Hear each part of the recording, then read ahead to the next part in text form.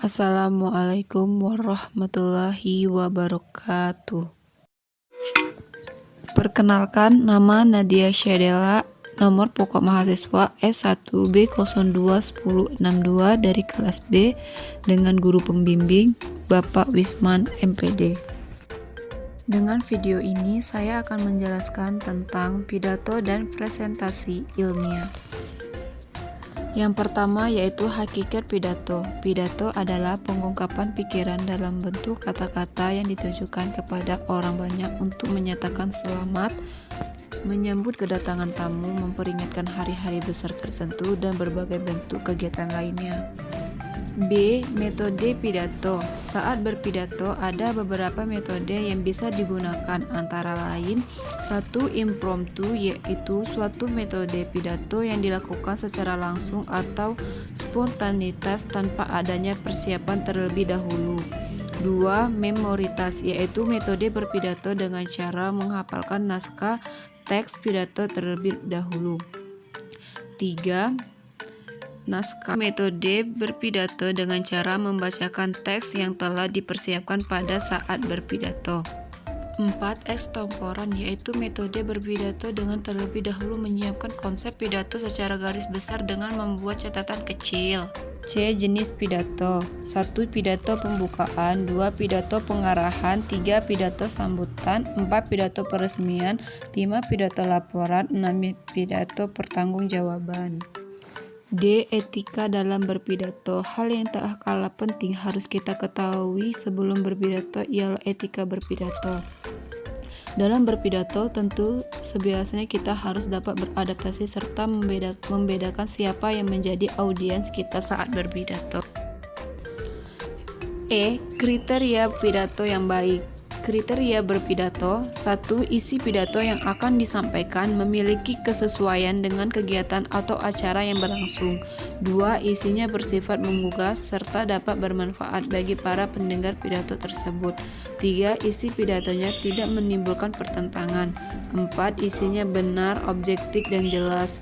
5. Bahasa yang dipakai dapat dengan mudah dipahami pendengar. 6. Bahasanya disampaikan dengan santun, bersahabat, dan rendah hati. F. Tata tertib dan etika berpidato. Tata cara berpidato merujuk kepada langkah-langkah dan urutan untuk memulai pengembangan dan mengakhiri pidato. Adapun langkah-langkah dan urutan berpidato secara umum diawali dengan pembukaan, sajian isi, dan penutup.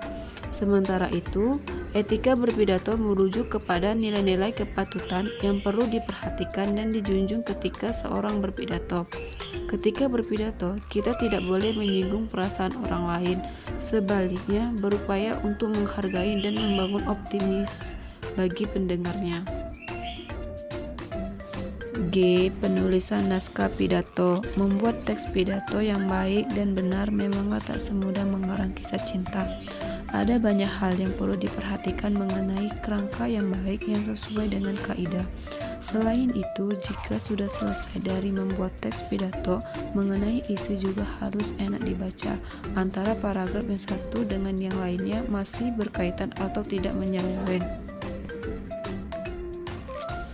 Contoh teks pidato yang baik dan benar sesuai struktur. 1. Pembukaan, isi pidato, dan penutup. 2. Cara penulisan teks pidato. 3. Tujuan penulisan teks pidato. H. Penyuntingan naskah pidato. Apakah arti menyunting naskah pidato? Menyunting kalimat dapat dilakukan dengan beberapa cara, yaitu menambah kata, menggantikan kata pemakaian, kata-kata baku, dan mengurangi kata. Yang dimaksud dengan menyunting naskah pidato adalah memeriksa dan memperbaiki kesalahan yang terdapat dalam naskah pidato. I. Penyampaian pidato. Menyampaikan pidato berarti membaca naskah pidato yang sebelumnya telah disiapkan. Namun, menyampaikan pidato bukan hanya sekadar membacakan naskah pidato itu saja. Alangkah baiknya perlu juga untuk menghidupkan, menghangatkan suasana, dan menciptakan interaksi kepada para pendengar. J. Penyempurnaan naskah pidato. Penyempurnaan aspek bahasa dapat dilakukan dengan cara mengganti kosakata yang lebih tepat serta penyempurnakan beberapa kalimat dengan memperbaiki struktur dan gagasannya. Penyempurnaan paragraf dengan memperbaiki koherensi serta kohesi paragraf, penambahan kalimat, penyempurnaan kalimat, maupun penghilangan suatu kalimat perlu untuk dilakukan. K. Vokal, tempo, dinamik, dan warna suara. Tempo dapat diartikan cepat lambatnya pengucapan, tidak berbicara terlalu cepat atau sebaliknya. Dinamik berkaitan dengan keras lembutnya suara. Warna suara adalah kaitan antara kata yang diucapkan dengan suasana hati, misalnya suasana gembira, sendu, sedih, atau khidmat, sesuai dengan tujuan mata acara yang ditetapkan. L. Hakikat presentasi ilmiah. C. Pengertian presentasi dalam Kamus Besar Bahasa Indonesia. Kata presentasi diartikan memberikan penyajian, perkenalan, pertunjukan. Presentasi adalah penyajian karya tulis atau ilmiah seseorang di depan forum undangan, peserta, atau suatu kegiatan berbicara di depan publik audiens hadirin dalam rangka mengajukan suatu ide untuk mendapatkan pemahaman atau kesepakatan bersama. Agar presentasi ilmiah dapat berjalan dengan efektif, ada kiat-kiat yang perlu diterapkan, yakni menarik minat dan perhatian peserta, menjaga agar presentasi tetap fokus pada masalah yang dibahas, menjaga etika ketika tampil di depan forum ilmiah. M. Tata cara dan etika presentasi. 1. Penyaji perlu memberi informasi kepada peserta serta memadai. 2. Penyaji menyajikan bahan dalam waktu yang tersedia. 3. Penyaji menaati etika yang berlaku di forum ilmiah. Adapun etika yang harus dijaga oleh peserta antara lain adalah sebagai berikut. Pertama, setiap peserta harus jujur pada diri sendiri. Artinya, dia akan bertanya jika memang tidak tahu, akan mencari klarifikasi apabila masih bingung atau belum yakin, akan mengecek apakah pemahamannya sudah benar ataukah belum, dan sebagainya. Selain adil, seorang moderator juga harus menaati jadwal atau waktu yang telah ditentukan. 1. Moderator sebisanya tidak terlalu banyak mengambil waktu untuk berkomentar yang tidak fungsional. 2. Moderator harus mengatur waktu yang digunakan oleh semua pihak, baik penyaji maupun peserta.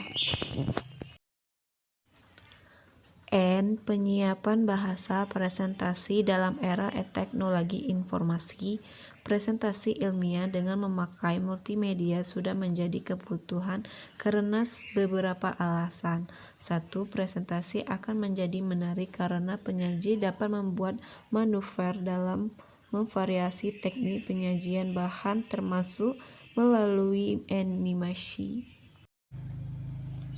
2. Penyaji dapat menghemat waktu karena dapat mengoreksi bahan sewaktu-waktu diperlukan. 3. Penyaji dapat memberikan penekanan pada butir permasalahan yang dikehendaki secara menarik. 4. Penyaji sangat dibutuhkan karena membawa bahan dalam bentuk flashdisk.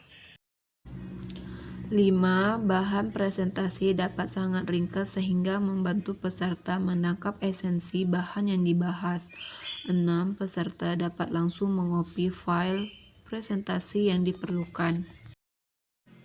O. Pelaksanaan presentasi. Membuka presentasi. Dalam tahap ini, presentasi atau diskusi dibuka oleh moderator yang ditunjuk. Pembahasan materi. Narasumber atau pemapar mulai menyampaikan materi secara keseluruhan, secara terstruktur dan jelas. Menurut presentasi, pada tahap ini narasumber menutup presentasi dengan kesimpulan yang dapat dipahami oleh audiens setelah presentasi tahap evaluasi. Itulah sedikit penjelasan dari saya mengenai pidato dan presentasi ilmiah.